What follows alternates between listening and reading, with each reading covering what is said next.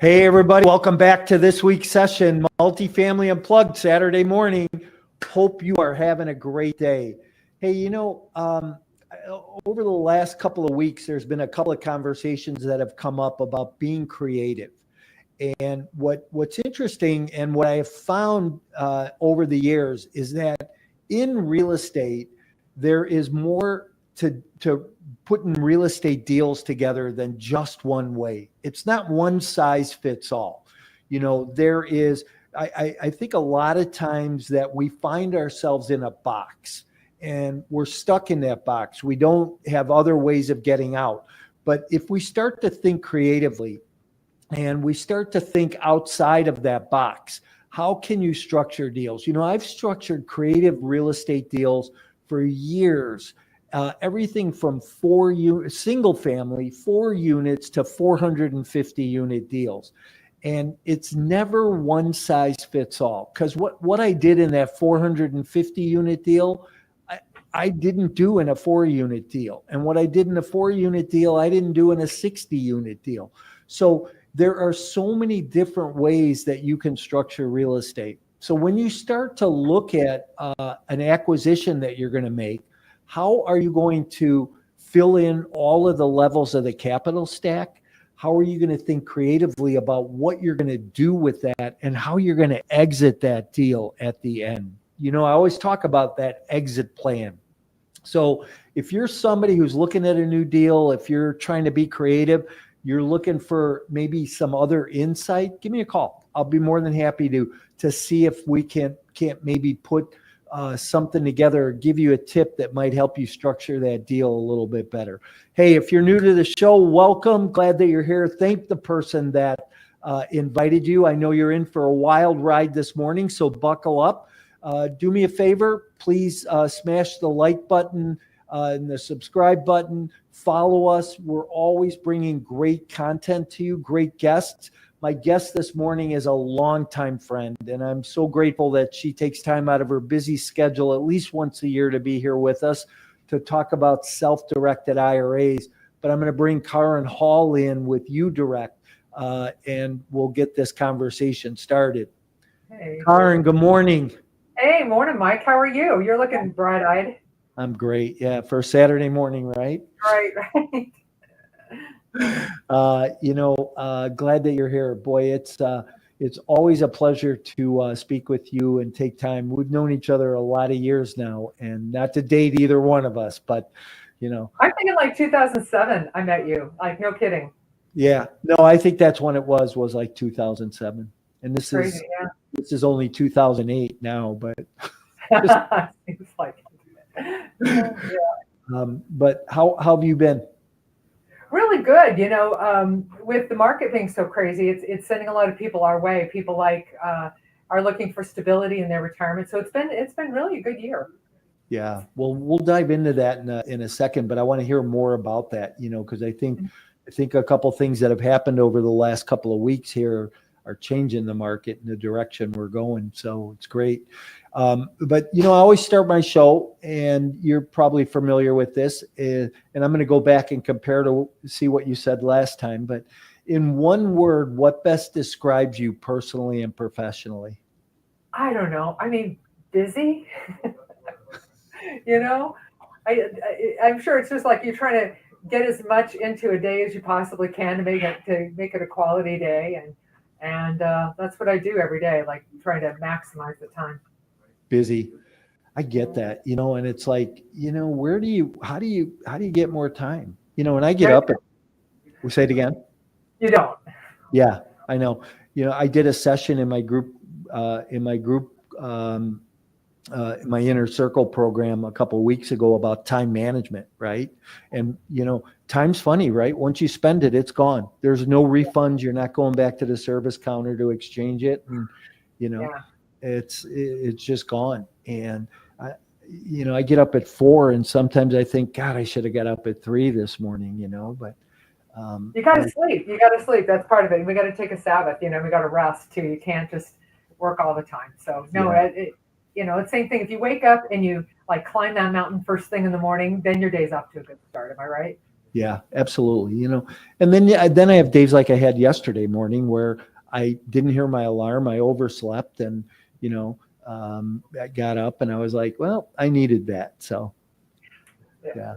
Hey, glad you're here. Why don't you tell people who you are, what you do, how you got into this business, and we'll wind up in a rabbit hole trying to figure out how to get out after that.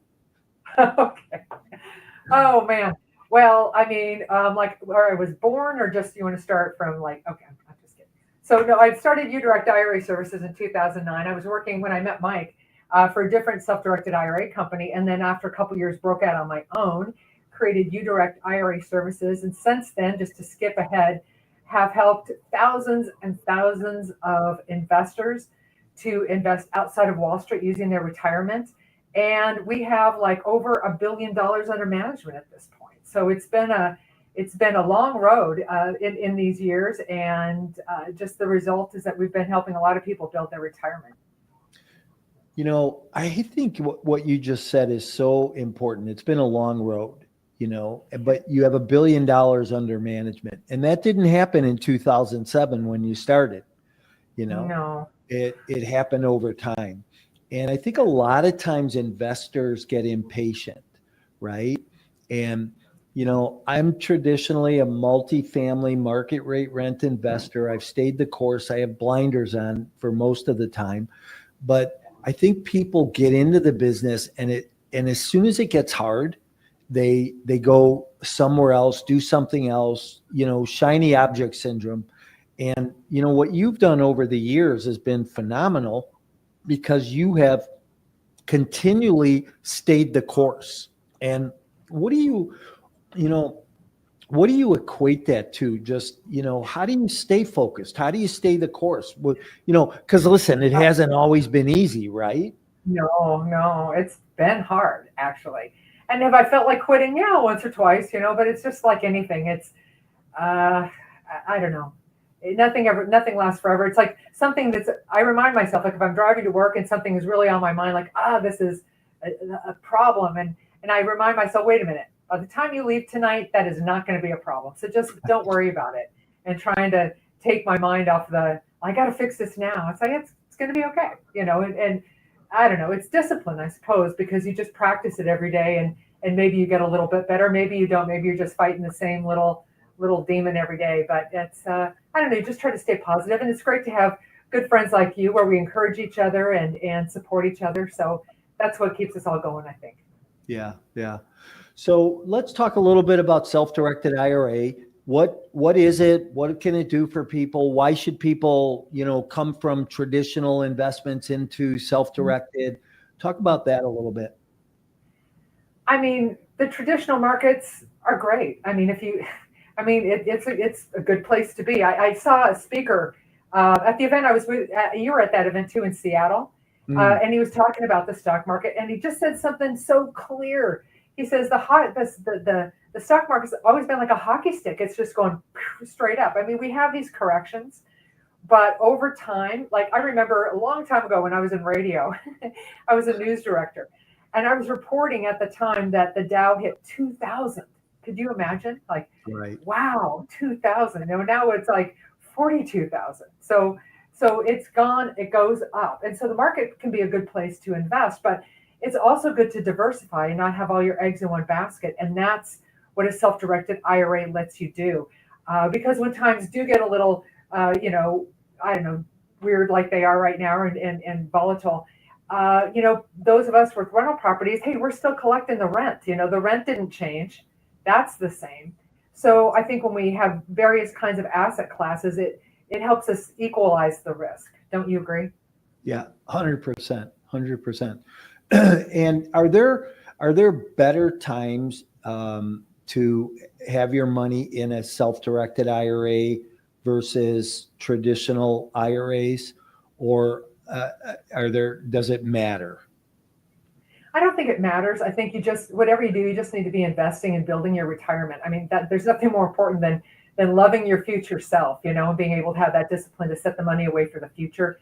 That's why retirement accounts, there's a penalty if you break out of them and take the money, because you really are going to need that money later. So keep saving. So if you're going to choose an asset class, maybe you leave a job and you've got this big 401k or employer plan. Like, what am I going to do with this money? So you've got a choice. Maybe put some in regular, the stock market, or find some non-correlated assets like multifamily syndications, like performing and non-performing debt, like cryptocurrency even. I mean, it's, risky, but there you go. Precious metals. I mean, what's gold doing? It's just, it's good. So all these kinds of alternative asset classes help you balance that portfolio. And so, why not do both? Yeah. And I like what you said, the stock market is, there's a place for it in everybody's portfolio, right? And you should have some money in traditional investments, some money in alternative assets like real estate and, metals and gas and oil and things like that. So it's interesting. I think a lot of times people get hung up on this fact, right? Is because I've had a number of conversations with investors and they get hung up on the fact that, well, I'm going to be penalized for moving my money to a self-directed IRA. Can you bring some light to that for people? Are you ready to skyrocket your investment portfolio and leave a legacy? Are you tired of inconsistent returns received in the stock market? Do you think that it may be time you take a look at alternative investment options? Passive investing in multifamily real estate could just be that option for you. With no tenants, trash, or toilets to take care of, but providing a solid return on an annual basis that outperforms traditional investing, including monthly and quarterly returns along the way. These lower risk, secure assets are a sure hedge against inflation. If you want to learn more about these types of opportunities, you can email me directly for a 15-minute consultation to see if you qualify. Just email me at mike@mikemorawski.com. I love that you said that, because you're right. Like, we get that like every day. What if I move the money away from this custodian? Am I going to get taxed? I mean, literally every day. So no, when it's custodian to custodian, the money goes and you don't touch it, it's not taxable. Now, say you leave an employer and the money goes from the employer plan to you, to your pocket, and then within 60 days you put it in a retirement account, that's also not taxable. But if it's out for more than 60 days, you'll get a 1099. It will be taxable to you. But as long as the money goes from custodian to custodian, you don't touch it, not taxable to you. Yeah.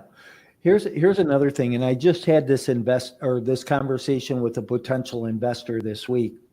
And he said, well, I don't really have any cash on the sidelines right now. And I said, well, is that where you traditionally invest from, is cash on the sidelines? He said, yeah. I said, did you know, and I asked the question, did you know that you could invest in these types of assets through your IRA? He said, no. And so we got into the conversation about, that you could do a rollover, you could move your money into self-directed IRA, then you can redirect those investments into, an alternative investment, whether it be real estate or a debt fund or whatever. And, he was amazed, right? And this guy probably isn't like 20 years old. He's been around. He's probably an investor who knows the lay of the land. Right. Isn't that crazy? Yeah, it is crazy. But I've actually had people say, is that legal? Yeah, well, to your point, this year, 2025, is the 50th anniversary of the IRA. Okay, so it's always been self-directable. From day one, IRAs have been self-directable. So when the IRS created the IRA, they said you can invest in anything except life insurance contracts and collectibles. I mean, from day one. From 1975, you've always been able to self-direct, but nobody knew that, really, except really the ultra rich. And in my experience, it was like when I got in the industry, 2007, 8, 9, when we had the Great Recession, and then if people are looking for money for deals, right, and you're looking for a loan and banks aren't lending because, of course, we had the Great Recession. So people are thinking, where can I find money? Where is this? Well, guess what? Like today, it's like a $40 trillion pool of capital that you can tap into for your deals. And suddenly everyone's eyes were open that the fact that the IRA isn't just for market correlated assets. You can invest in all different kinds of things. even make a loan to somebody else so they can start a business. I mean, you can do that with your IRA. So much freedom. But you're right, it's the best kept secret. Yeah, it is a very well kept secret. And, IRA investors invest in different things. I like what you just said about being able to, do a loan to somebody to start a business. But, there's other things that IRA investors can do with that money. Can you talk about the difference between qualified, non-qualified investments? When you say qualified, oh, I see. So what qualified, non-qualified to me means qualified money means retirement money, non-qualified means personal cash. So what do you mean by that? Well, what I mean is like you can't invest in a house or an apartment building that you're going to live in, but you can invest in somebody else's, right? Right. So we call these prohibited transactions as a group. That's the word I was looking for. Yeah. There we go. And if you want to really go into the rule book, you can just jot this down real quick. It's the Internal Revenue Code, IRC 4975. Like when you can't sleep, how you always open up the Internal Revenue Code. So no one ever. But that's where it is if you want to actually look it up. All right. So what you can do is invest in other people's deals, because IRAs are not for your personal benefit today. You can't have personal benefit, present benefit, indirect benefit from the IRA. It's all for retirement benefit. It's for later. So your IRA doesn't invest in a rental property that you live in. And then there are disallowed people, part of the rules. Your ascendants and descendants, parents, grandparents, kids, grandkids, you and your spouse, disqualified. So your IRA doesn't, for example, make a loan to your spouse to open a business. Your IRA does not buy a property from your parents. Your IRA doesn't buy a condo and let your dad stay there, or your mom, or even you. You can't even have one day of personal use of that real estate if your IRA acquires real estate. So just keep everything arm's length. It's always just, arm's length. But if you've got questions, this is why at UDirect, what we do is offer you a 20-minute free consultation. So you can say, hey, look, this is the deal I'm looking at. And it might be prohibited. I'm not sure, but let's just talk it out. And does it sound like it might be prohibited? And we'll let you know. We'll let you know what we think if it sounds like a prohibited transaction. How about depreciation? This is a question that's come up a lot this year with IRA investors. If I invest through my IRA into a piece of real estate, am I allowed to take the depreciation that real estate throws off? Again, I love this question. As an IRA is a tax protected little bubble. Okay. So you don't need to depreciate if there's no tax. You can't lower your tax if there is none. So the money that's growing in an IRA is either tax free or tax deferred. Now, I said that. But there are times when an IRA can face not income tax, but a special kind of tax called UBIT or UDFI. They're like twin taxes. And again, rule book time, if you want to read about it, irs.gov, irs.gov, okay, publication 598, tells you all about it. Talk to your tax advisor. Okay, but these are taxes that your IRA may face. So say, for example, you've got a multifamily syndication, and you've got this capital stack that you've got so that you can acquire these buildings and take care of them. And part of that capital stack happens to be leverage.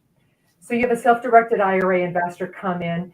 If they come in as a lender or a debt partner, no problem.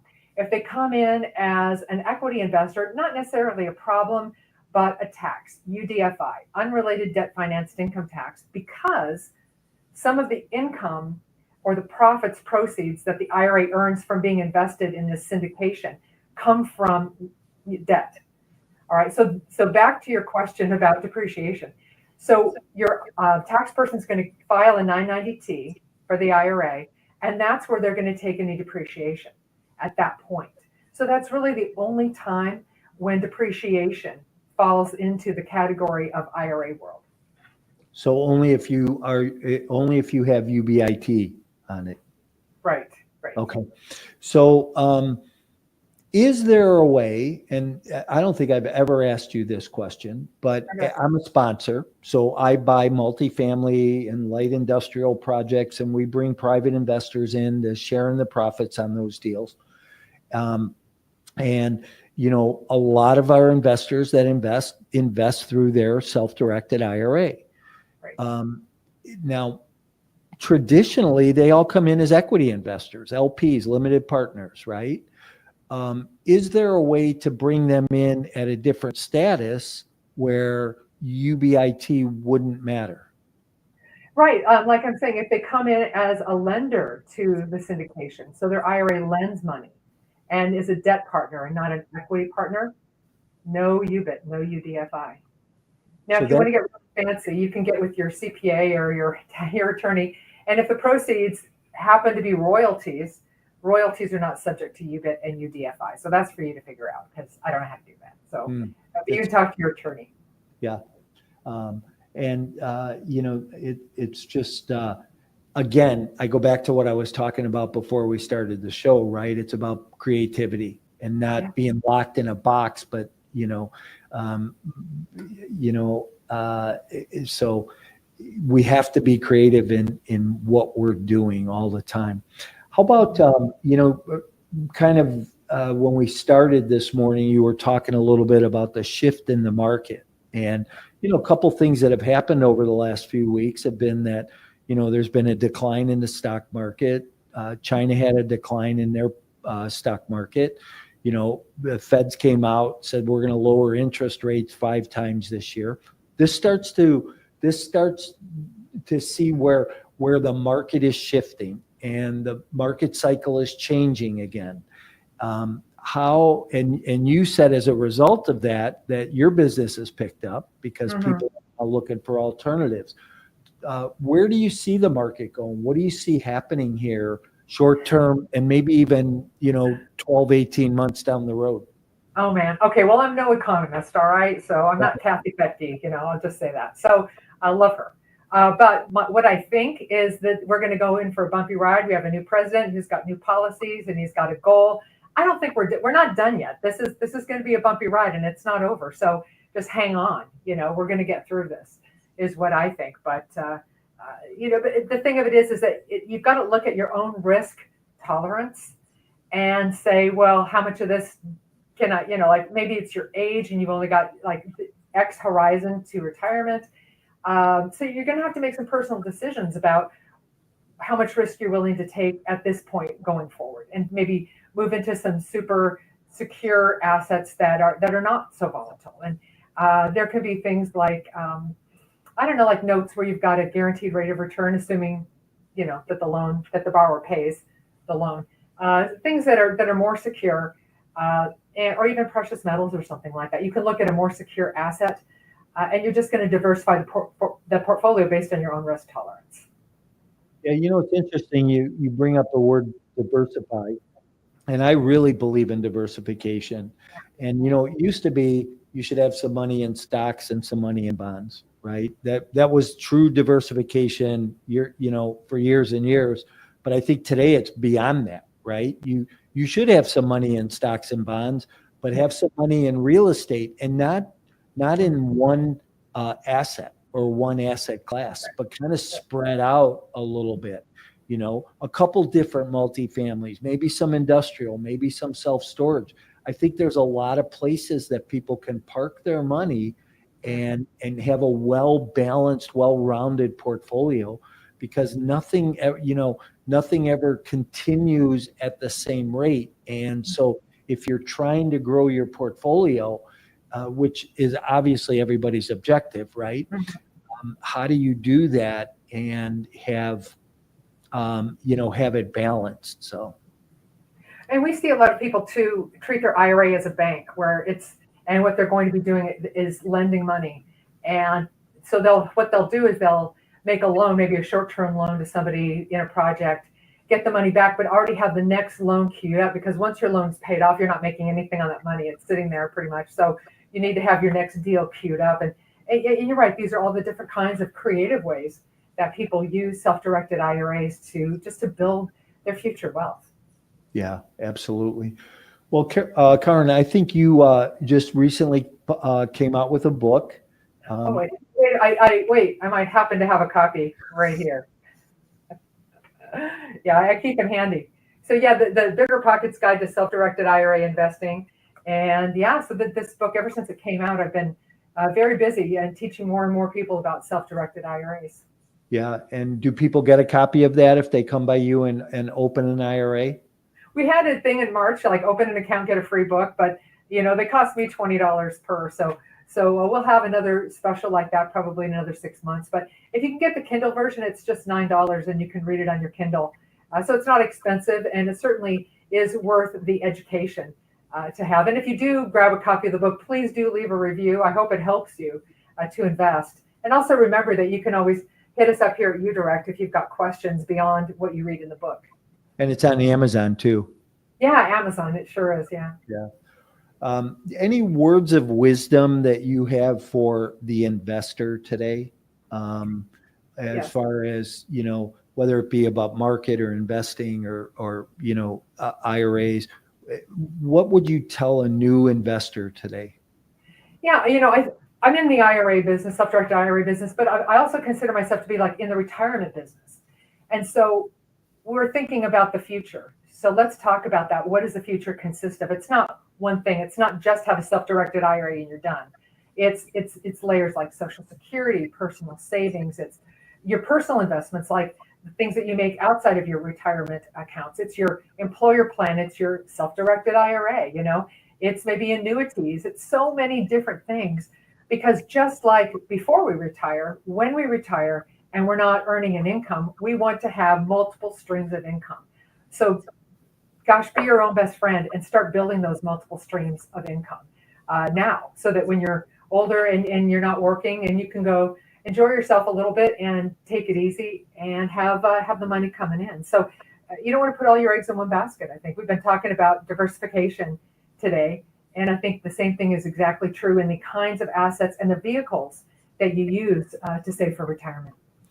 I know we have a lot of talk about rollovers, right? But if somebody's not rolling over and they're coming to you and opening up a self-directed IRA, what are the guidelines around how much money you can put in that account, and talk about, your deposits a little bit. Right. Well, with our self-directed IRA, UDirect, there's no minimum balance. We ask you to leave $325 in the account, so it's not a big ask, just to cover fees. But when you've got an employer plan and you're leaving that employer, a lot of times the employer will only write one check, so you can move it to one account, and then you can break it off from there to move it into other accounts if you need to. So I think the thing of it is to start building the roadmap. What do you want to do? What kinds of things are you interested in? Listen to podcasts like yours and start teaching yourself about different asset classes, so you know where your comfort zone is and what you want to invest in, and then take that money when you leave and move it into a self-directed IRA and invest. But the process is you open an account, you have an account number, and you contact your previous employer's plan administrator and just simply say, hey, please roll that over into this IRA, and they'll do that. And what they'll do is cut a check. So it's a little old-fashioned, takes a minute. Actually, it takes 2 weeks for them to cut the check and mail it in the snail mail, and we get it and we deposit it and so forth until it's actually available to you. So consider that timeline when you're doing this. But I think the best thing you can do is educate yourself, plan in advance, ask good questions, always be learning and saving. And in fact, one thing you can do as a takeaway today is actually make a deposit, make a contribution, and write a check to yourself and to your IRA and make a contribution. That way you're definitely taking an action plan for the future. And how much can somebody contribute on an annual basis? Mm-hmm. When it's a traditional or a Roth, that's $7,000 if you're under 50. It's $8,000 if you're 50 plus. But when we talk about the traditional and Roth, it's that combined. So it's not like 7,000 to your Roth, 7,000 to your traditional. It's 7,000 to both combined. Okay, so there's that. If you're self-employed and you have a SEP, which is a simplified employee pension, you can put in the lesser of $25,000 up to a cap of 25% up to a cap of $70,000. So the lesser of 25% of your income, $70,000 cap. So if you're, having a really good year, and maybe you can put $70,000 in your SEP IRA, that's pretty cool. And guess what? Thanks to the Secure Act 2.0, now you can make that SEP contribution Roth. and you can put after-tax dollars in your SEP now and have, say, as much as $70,000 growing tax-free as you invested. So things have changed, and it really improved in what you can do with a retirement account. Wow, that's interesting. And when I set a retirement account up, am I setting that up personally or through my business? It depends on what you're doing. Like a solo 401k, a business will sponsor that. A SEP IRA, the business sponsors that. But we call it an IRA because it's an individual retirement account. That's so the individual sets it up. So if you're setting up a SEP, you're an individual business owner setting it up. But with a SEP, it's got a lot of bells and whistles, and one of them is that you can also have your employees participate in your SEP plan. So you can also encourage and reward your employees with retirement savings with a SEP IRA. It's awesome. Thank you. Appreciate that clarity on that. That was good. Well, why don't you tell people how they can get a hold of you and where they can get your book again? Sure. Oh, you mean this? Okay, yeah. You can get this at biggerpockets.com/SDIRA, all right? Or go to Amazon.com and just, type in self-directed IRA investing, and there you go, and you'll find this book. And it's been on the market for a couple of months. We've been at various points a bestseller. It's day by day, but we're really helping people, and so that's really good. And what else was I going to answer there? How to get a hold of us? Yeah, how people get a hold of you. Okay. The way you get a hold of us is to hit us up at our website, which is UDirect We're all over social media. We're on LinkedIn and Facebook and Instagram, and so you can find us there. But just again, email us, info@UDirectIRA.com, and we'll get back with you and help you out with your self-directed future. Awesome. I appreciate you being here again this morning, and always bring some great content and information. And when you say that you can find Kareen on social media, yes, you can, everywhere. Kind of like me. You got to be out there. We've got to be asking and offering what we've got. For sure. Well, listen, I'm going to say goodbye to everybody. If you hang out with me in the back room for a minute, and then you and I can chat real quick. Awesome. Thanks. Hey, everybody. You know what? I am always impressed with the people that don't know or don't understand how to use their IRA properly or use their IRA differently than how you're currently using it traditionally.